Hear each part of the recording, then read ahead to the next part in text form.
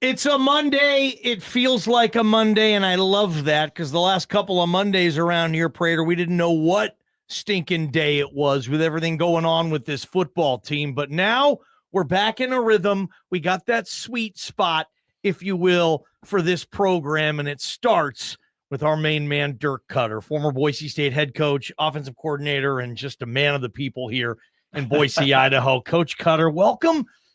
In this building, this studio, these are all firsts for you, Coach.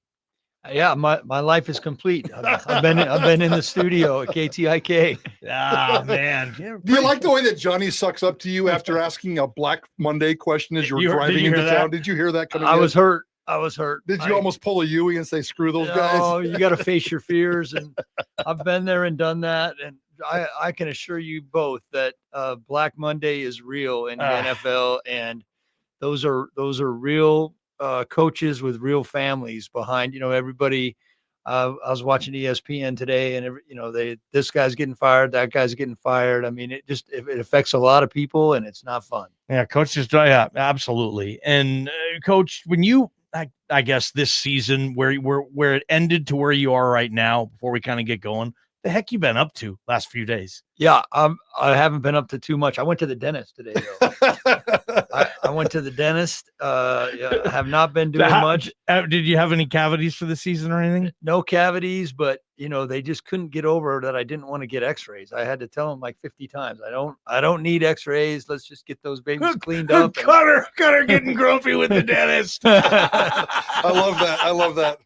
I had the dentist last week and they said x-rays. I said, no, we don't need them. And then I let them win. So yeah. You got more dentist power than I have. JP, we got a surprise for Coach Koetter, and we got Coach for the next couple of segments. But JP, I want you to play a clip that we have, Coach. I want you to hear this clip. And then I got a quick question for you. You guys, this clip is from maybe a Dirk Koetter in a previous life. I've heard them all since I've been here about what a great football town Boise is. Oh boy! And I'm starting to wonder if that's true, because I know we got that 22,000 that's going to come every week, rain or shine. But in college football, you got the haves and the have-nots, and Boise needs to decide which one we're going to be. I mean, if we're going to be a real football town for a town of for a metropolitan area of 450,000, we should be able to get 30,000 fans in the stands for a home football game. Now, I don't care if it starts at 11 o'clock, 1 o'clock, 7 o'clock. I don't care if it's hunting season, fishing season, soccer season, Optimus football season. If we're going to be a football town, let's be a football town. If not, let's quit saying we are. Oh, man, that's awesome. Now, that was Dirk Koetter 27 or so years ago. I ask you, Coach, did Boise become a football town? Absolutely. They proved it this year for sure. 6 sellouts, averaging over 37,000, and man, it was awesome this year. The game day experience is so cool with the lights now, and now that I sit in the press box and I'm looking out there at the different color combinations, blackout, whiteout, orange out, and the orange at the Fiesta Bowl. Are you kidding me? We came out of that locker room the first time. I mean, Boise is definitely, it always has been a football town. I must have just been on one that day. What is it the most proud you are of, where Boise State, because it's on the field, it's off the field, it's everywhere. I mean, we saw a great football team a great football program become even greater this year. And what stands out about you? We're going to dive into the X's and O's of the season here in a second, but just the overall growth of this program and where it is.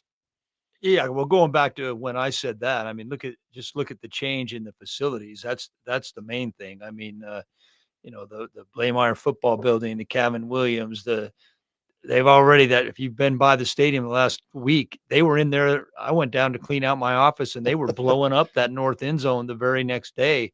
And that thing is going to be spectacular. The press box facility, I hadn't really ever been up in the press box very much, but we have team dinners up there some nights now. And that thing is awesome. I mean, the view up there, and I know there's lots of other events, and I heard Jeremiah Dickey say that they want stuff going on in the stadium all the time. And it's just such a cool facility. And it has changed a lot. Let's talk about your favorite subject of all time, you.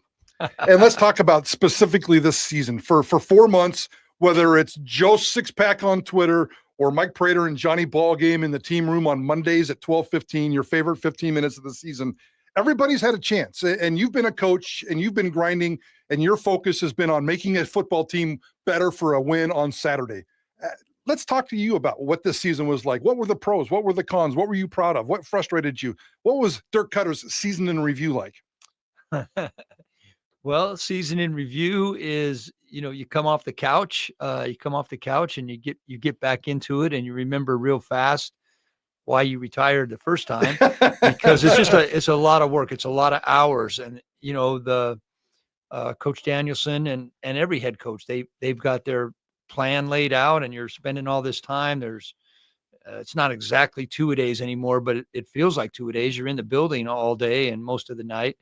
But once the games start, we go down to Georgia Southern. You're not exactly sure what you have. Obviously Ashton lights them up, and we were way up. They came back a little bit, but we still scored 56 points on a very hot day. And we were just sort of off and running. I'm getting to know the players. And, one thing that became real obvious is Coach D did a great job of preparing these guys. And we have so many just right kind of guys on this team, in this program. And, it became pretty clear that we were going to have a shot in that Oregon game. A huge going to Autzen as a former Duck myself. Yep. Hard place to play. And our guys went in there and competed hard. We had a chance to win. We weren't able to get it. But from that time on, I think everybody within the building there was pretty focused on, hey, we have no more room.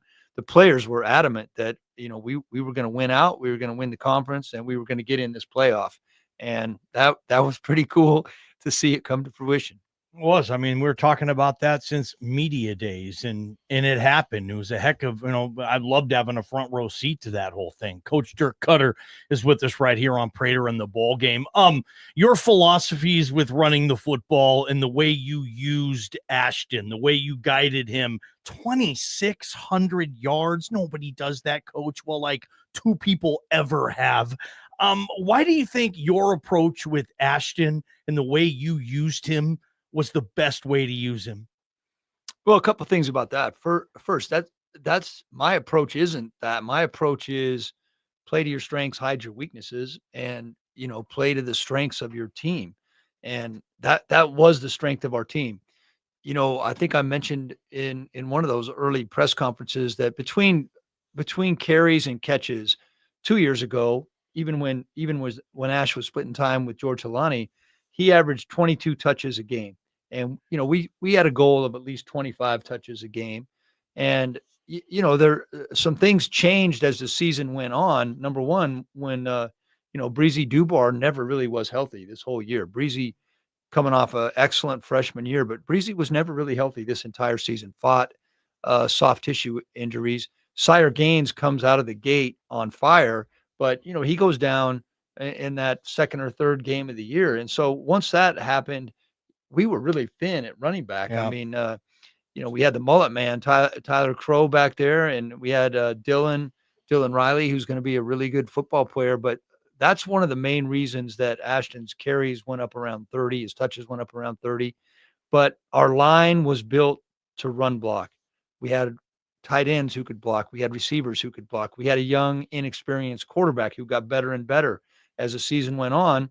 And, Ashton could handle it. He could handle as many carries as we wanted to give him. So it's just playing to your strengths and doing the name of the game is winning games.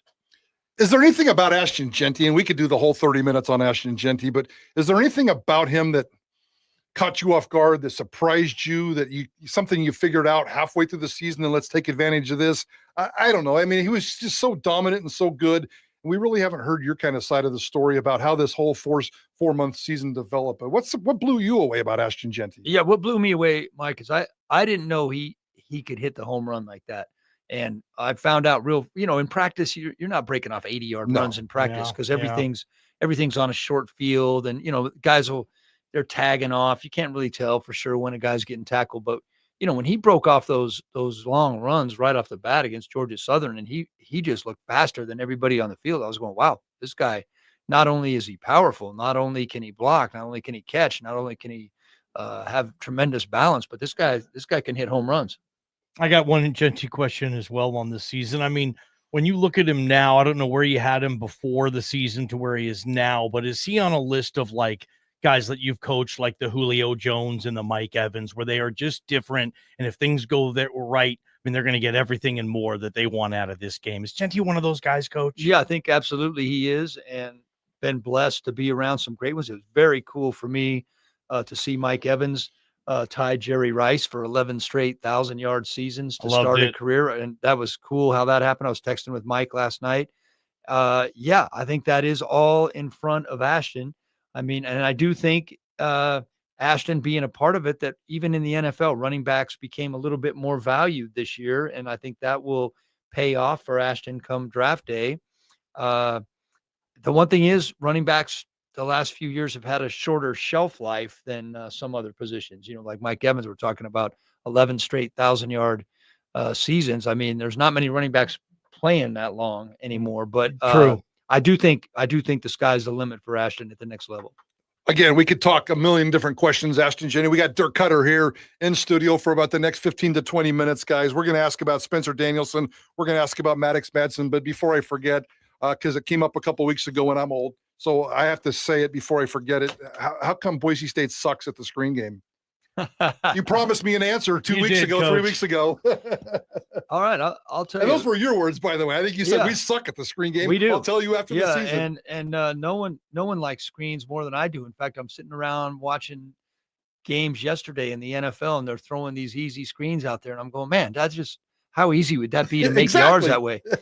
To be honest, with the exception of Cage Casey, the rest of our old linemen just were not great blockers in space. Now, you put a big dude, a 300-pounder in front of him, and road grader style, were we going to run over those guys? Okay. Absolutely. Could they combo block the down lineman up to the linebacker? Absolutely. They were really good at that. But you get them out in space, and I can only watch that so many times where a screen was set up perfectly and what should have been a 15-yard gain was a 2-yard gain. And you just say, hey, we just got to go a different direction. That doesn't mean they're going to be like that forever. It's just if you average 64 plays in a game, you're trying not to waste too many. Yeah. And it just became where the screens just, other than maybe the tight end screen that we had there to Louder, we got a couple good ones out of that. But that started off just with a way to get Louder a touch. After that Oregon game, we just weren't getting him any touches. So I said, we got to call a couple screens just to let him touch the ball. One more thing, and then we'll take a quick one here, Coach. Did Maddux Madsen hear the noise this year? Did it affect him at any point? I think Mad Dog is so well grounded. I'm sure, like with any player, the players know what's really going on in the building more than anybody. All right. Their families, though, is what the families hear the noise, right? The families, the girlfriends, the aunts, the uncles, they hear the noise, and then they are going to say it back to the player. And so the player's sitting there going, yeah, there's some truth in that, but that's not really how it is. I think he probably heard it a little bit, but Mad Dog's a real self-confident guy. One of the things I like about him, he knows himself, and he knew he was the best guy. Walk us through the season real quick, and then we're going to take a quick break, and we're going to come back and talk about your new favorite offensive coordinator in Nate Potter. But walk us through Maddux Madsen's season from day one until now. And the one consistent word that you used all season was he's a winner, and he proved that. Yeah, so I like to quote that Bill Parcells quote that more games are lost than won, and Mad Dog doesn't get you beat. And I tried to help him in that realm by not putting him in positions where he had to make superhuman plays. Now, one thing I think that just is really bears well for the future of Boise State football. Once we got behind in that Penn State game, and it was perfectly clear that they were going to make every effort to shut down the running game, and every team tried to do that, but they didn't try to do it with the guys Penn State had. I thought Mad Dog played his best game until right at the end, when we were down a couple scores and he had to take a couple chances with the ball. And that's what happens when you do take chances with the ball. But, what's Mad Dog? Something like 14-2 as a starting quarterback. And for a guy that's still got 2 more years, you never know how many years anybody has. I think he's got 2 more years of eligibility. But for a guy that's got 2 more years of eligibility, how many teams wouldn't want a guy that's 14-2 as a starter coming back for 2 more years? You know, at one point, I think early in the third quarter, maybe middle of the third quarter ball game, and I looked at each other in the press box and said, Boise State has a better chance to win this football game with Maddux Madsen throwing the football than Ashton Jeanty running. And that sounds ridiculously stupid, but it played out. And my question to you is that a good sign for the next 2 years, the future for Maddux Madsen and this football program? Absolutely. It absolutely is, because Ashton Jeanty's don't come around. Boise State's got a, I got to meet Jay Ajayi at the Fiesta Bowl. I never met Jay before. We do have a awesome history going way back. Cedric Minner, Brock Forsey. I mean, I'm dating myself there, but the elite. I mean, Doug Martin was a first round pick. Ashton's going to be a first round pick, but those guys aren't always there. And it's a quarterback driven game now everywhere. And I'm sure Nate and the new staff that they put together on offense, they're going to want to do more with the passing game, and they should. All right. When we come back, Dirk Koetter on Nate Potter. Prater in the ball game, KTIK the Ticket. From the Beacon Plumbing Traffic Studios, this is Ticket Traffic. All right, the drive, now that we're past the holidays, it is back on. All the standard delays.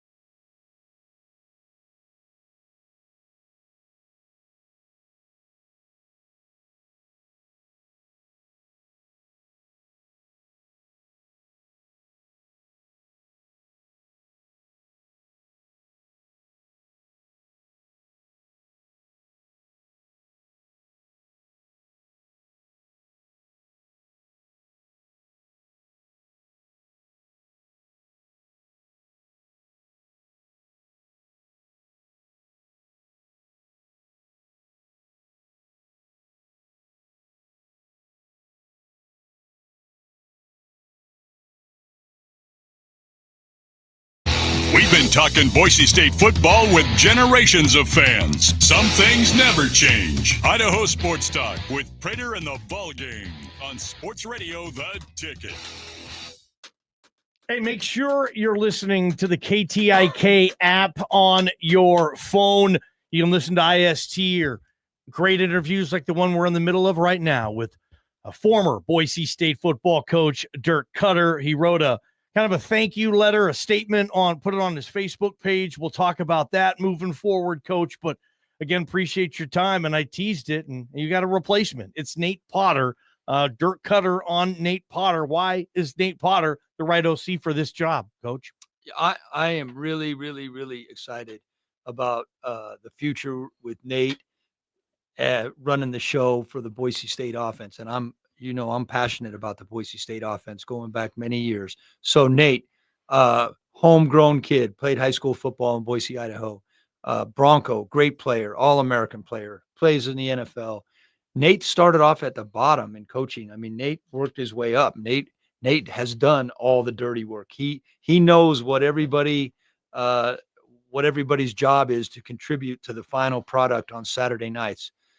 Nate is a grinder. And if I need to define what a grinder is in coaching, like I got to that office early in the morning and I never beat Nate there. Okay. I think I beat him there one time this year and he must've been sick that day.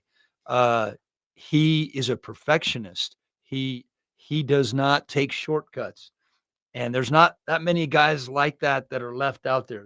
There's easy for guys to not watch that extra reel of film, not watch the 4-minute offense film, not watch every single game. Nate is going above and beyond. Just look at the 2 tight ends he's got. I mean, look at Matt Lauder, first team all conference. And let me just tell you something, Matt Wagner is going to be a superstar here as a tight end as well.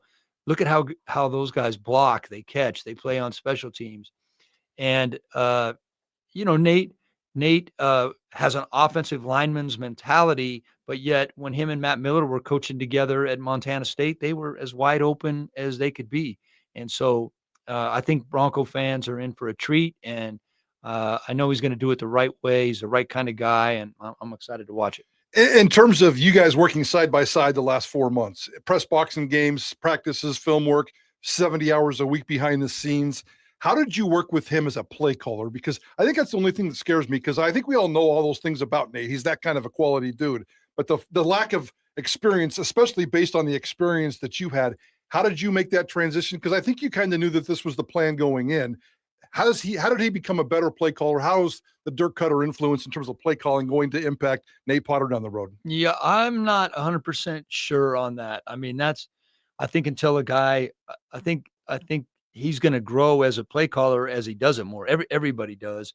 And there's really only room for one play caller. But the way we've always done it at Boise State, if you look at our call sheet going into any game day, we have in every category runs and passes by down and distance, by field position, by situation.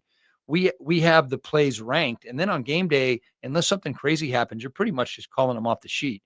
And Nate was such a huge part of that process, like just understanding how it goes together. He'll rely on his staff. He'll rely on Matt Miller and Tim Keene and James Montgomery, all outstanding coaches, and whoever they bring in to work with the quarterbacks. He'll rely on those guys, but there's going to be some growth that has to happen as a play caller to put his own stamp on it. But I'm sure that Nate's going to do a fantastic job just by his preparation. I love it. Dirk Koetter with us on KTIK, The Ticket. This is Idaho Sports Talk. Maddux Madsen's going to get a new quarterback coach. We have a situation here in Boise, obviously, where you have tight end coach / OC. Last time I think Boise State has went on this approach, it was Robert Prince, receiver coach, OC, and then you had a quarterback coach at the time. What type of quarterback coach do you think is going to take Maddux Madsen to the level here that he needs to be to kind of take over this thing? No Ashton this year and a huge year coming for Mad Dog. What type of coach does he need, Coach? I think he needs somebody different than Dirk Koetter. Why is that? Just because I have my own way of doing it, and it might not be the most up to date. I'm a little bit on the old school side, and I think some new ideas, some new forms of technique. Mad Dog has good fundamentals. He had good fundamentals before I coached him, and Mad Dog has excellent intangibles. A lot of that comes from his family. His dad, of course, is a coach, an old Bonneville B from Idaho Falls. Nice. They always got their butts kicked by Highland. I've many times, but yeah, I think it'll be good for Mad Dog to get, like I don't know much about the RPO world. I don't know much about some of the stuff they're doing with QBs in spread systems now. Now, what I do know. And I drill that into those guys. And so I think it'll just expand Mad Dog's horizons and for the other guys too. I think it'll be great to get some new ideas in there. And I know I think it's going to happen here pretty quick, and I think everybody's going to be fired up about the guy they're getting. Oh, nice. Sweet. There's a little bit of a tease. All right. I'm really worried about the wide receiver room, but I'm an outsider. Talk me off the ledge. What's the future of the wide receiver room going to look like next year? Yeah, I think the wide receiver room was interesting this year because at one time or another, all those guys were hurt. Like Latrell Capel's coming off an Achilles injury, hurts his shoulder, maybe a third of the way through the year. Latrell was getting shots in that shoulder the rest of the year. He had a hamstring that was bothering him. Cam Camper, we didn't really know what we had. All of a sudden we find out, hey, this guy's pretty good. Yeah. But he was kind of beat up through the year. Was never, just wasn't ever to have just a full 5 or 6 game straight where he was fully healthy. Looks like we're going to lose Prince in the portal. Austin Bolt had a fantastic fall camp, and then he's still coming off a very serious injury, and that thing acted up on him from time to time. So, but I also at the same time I also think that we didn't rely on our wide receivers. We were relying on the running game. I've always been a tight end guy. We relied on the tight ends a lot, and I had a pretty good feeling that Matt Lauder was going to have a big year. We just had to get him started. But I think the wideouts will be back and be a bigger part of it moving forward. I do think need to find that guy that can take the top off. That's one thing that I think we were missing is just that one flat, pure speed guy that just knew could get behind the defense. That would help. But I heard you say it on the way down here that this wasn't the greatest year. The kid at San Jose and the kid at UNLV were the ones that jump out, but the kid at Colorado State that got hurt. But I think they will become a bigger part moving forward. Is Spencer Danielson a future mega rock star in this business, Coach? I mean, he keeps all his players. You guys didn't get hurt by the portal at all. And I'm a big Bill Parcells guy too. Bill Parcells talked about motivation. Like, if I have to give you a pep talk to go do your job, then I found the wrong guy. But it feels like Spencer can get away with the pep talks. Maybe it's a collegiate thing, but his future as a dude in his mid-30s, Coach, you were coaching at that age. Is the whole football world going to know Spencer and know him well moving forward, in your opinion? I think the whole football world probably already knows who he is. And I just think Spencer, I've said it many times, I think Spencer is the perfect coach for this day and age in college football. And that showed up by not losing. I mean, in my opinion, really only one real contributor that is going to go to the portal, and they've replaced that with way more than that guy's coming in from the portal. Spencer's a player's coach, but yet he holds them accountable.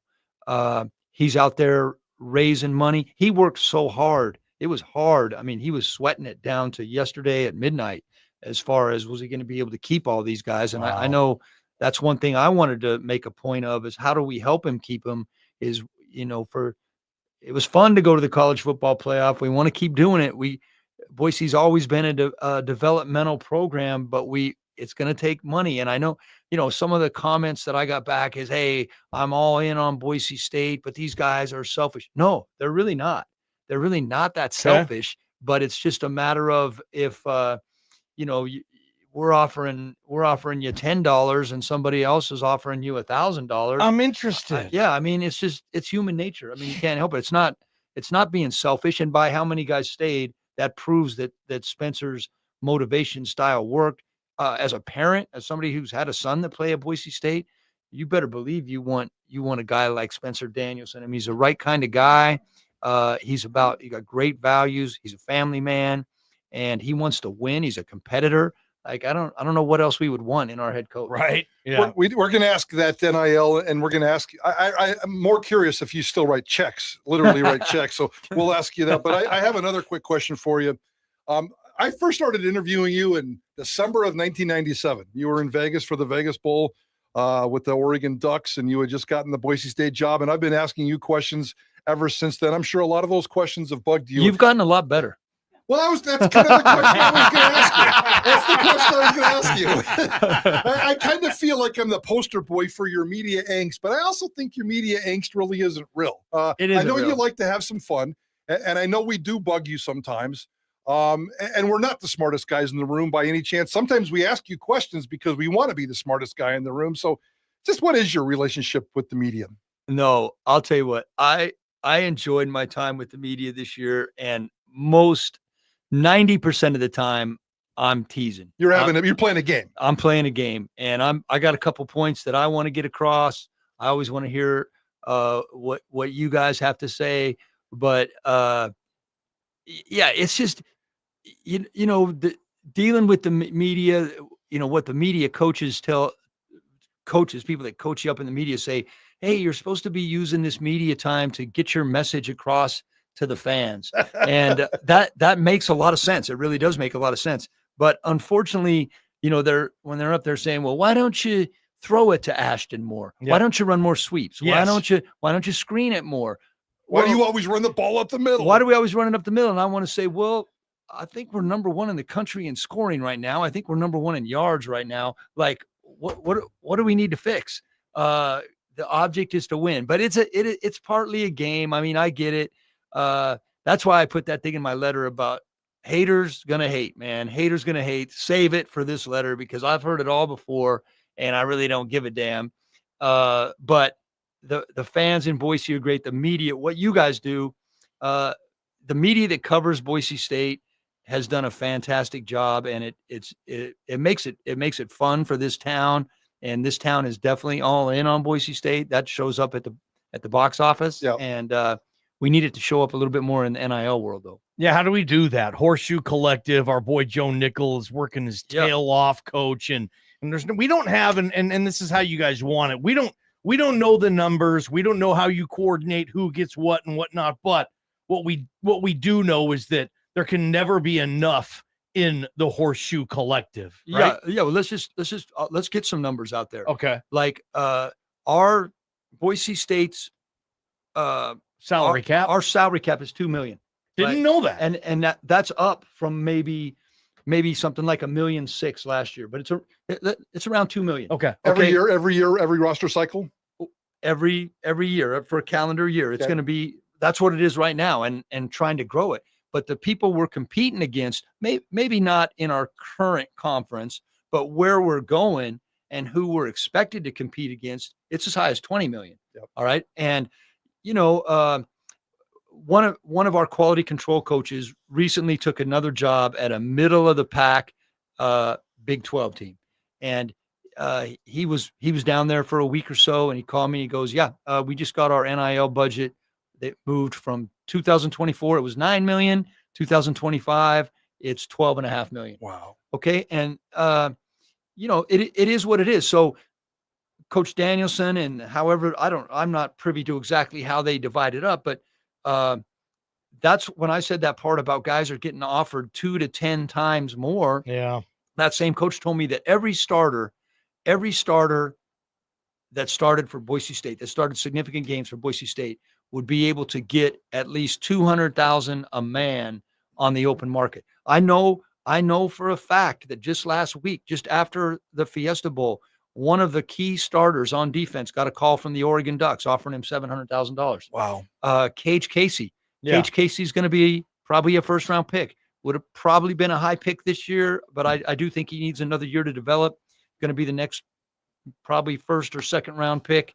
O-lineman from Boise State. I'm sure he could have got close to $1 million in the portal. And that's, we're just not when Spencer has to keep. The other thing is it's going to now these teams can fund 105 scholarships. Boise State's not going to fund 105. They're going to continue to fund 85, which is great, but that's still 15 more full scholarship players. And so to bring these guys in, develop them, redshirt them, put 20 pounds on them, get them in the weight room. That's how it's always been here. That's just going to get harder and harder to do because teams are going to let the Boise States of the world do it. And then they're going to try to, they got whole personnel departments that's their whole job is to watch guys on film. And, look what Belichick's doing, man. He's got Mike Lombardi there. Yeah. Yeah. I mean, that's where it's headed for sure. And just, it's as simple as giving a little bit of money to the Horseshoe Collective. You can find it. You can figure it out. You can send them a check. Yeah, don't send a check. I found out that people don't do that. So but let me just tell you this. My check was big. Okay, so anyone who's laughing about my check, I'll just say match it. Less. Hell yeah. I'm going to over under 10 grand. Exactly 10 grand. Okay. That was this year's go round. Nice. Okay. Nicely done, Coach. All right, but here's Coach. that was just a start. But let me just do a little Idaho State math. And I mean, we got the Vandals in here. Thank you. What are you? Utah Utes. Utah Utes. Okay, let's just do some quick math. Let's just say we had 25,000 Bronco fans, and we know we got more than that, but let's just say round numbers, 25,000, and you gave up 2 cups of Starbucks a month. So you gave up $10 a month for a year, put it in the collective. That's $3 million. Wow. All right. That's bigger than our whole budget right there. So 25,000, $10 a month for a year. That's $3 million a year on top of, and it's going to change from the Horseshoe Collective to revenue sharing, Boise Pro or whatever it's Boise Pro. Boise Pro. Same thing though. It's the same thing. It's all the same. It's all the same bucket. When's the last time you've been to the Kibbe Dome? Boy, I don't know. But You I will say brought up this. Idaho, Yeah, Jason Eck did a nice job. He did a really nice job there in his brief stint. I watched the Vandals a couple of times this year, and I got to admit, and I think Cody Hawkins is doing a really good job at Idaho State too. I was going to say, I think all 3 programs right now are collectively in better shape than I remember in a long, long time. Yeah, I totally agree with that. I mean, obviously, Jason Eck leaving and taking some of his best players with him. We'll be going against them next year at New Mexico, but boy, let's get back to Boise State. Hey, Any more, Johnny? By the way, we got you a gift. We got you a KTIK t-shirt, a Prater in the Ballgame sticker, and an Ashton Jeanty sticker. And I've been told on the open market, those might be worth $10,000. We can raise some money for the collective right there. There you go, right there. So those. You put in 42 years of coaching, you get an Ashton Jeanty sticker, a Prater in the Ballgame sticker, and a KTIK t-shirt. Let me throw this at you because I think ahead. So when the Horseshoe Collective was auctioning off those Ashton Jeanty jerseys, I might have picked up a couple of those signed by Ashton Jeanty, and there's gonna be some cool golf tournament that invites me to play in it, and one of the somebody's gonna get a nice tee prize. So if you're organizing any cool golf tournaments in the Valley, let's go. When was the last time you played golf? Because last year you had shoulder surgery. Did you even play golf in 2024? I did. I just the handicap people send you your rounds. I went from playing 80 something rounds to like 16 rounds last year. Wow. I last played around May of last year, but I'm getting ready to go again. Good luck with that. All right, guys. Everybody's texting us wanting to know about Davis Koetter. Can we get a quick update? Davis, are you going to head down there and watch that game? Kim is going to go. My daughter Kendra is going to go. I am not going to go. I'm going to watch the Thursday game and the Friday game from the comfort of my living room. And Davis is doing awesome at Texas. He's working with the tight ends this year. He was in the quarterback room last year, and he's really enjoying working with the tight ends because Jeff Banks, the tight end coach, is also the special teams coordinator. So he lets Davis do a little bit more with the tight ends. And he's been offered a chance to stay at Texas for another year. We'll just have to see how it plays out. Any chance you could ever see him at a Boise State one day? Absolutely. I mean, if you're a coach and you played at Boise State, of course you want to come back. Look at Nate Potter, look at Matt Miller, look at Jabril Frazier. Absolutely. And you want Brian Harsin. I mean, look at the former players who have come back and done very well. Any chance he's the quarterback coach this coming season? I don't think that's going to happen. All right. Just had to ask. We appreciate your time, Coach. Well, I got plenty of time now. Yeah. I got a lot of time on my hands. Well, maybe we'll talk some NFL playoffs down or later on in the month or whatever. We'll keep bugging you, Coach. All right. Well, we'll see what we can do. And that is why you listen to Idaho Sports Talk. Dirk Koetter, Prater in the Ballgame. This is Idaho Sports Talk with Prater in the Ballgame.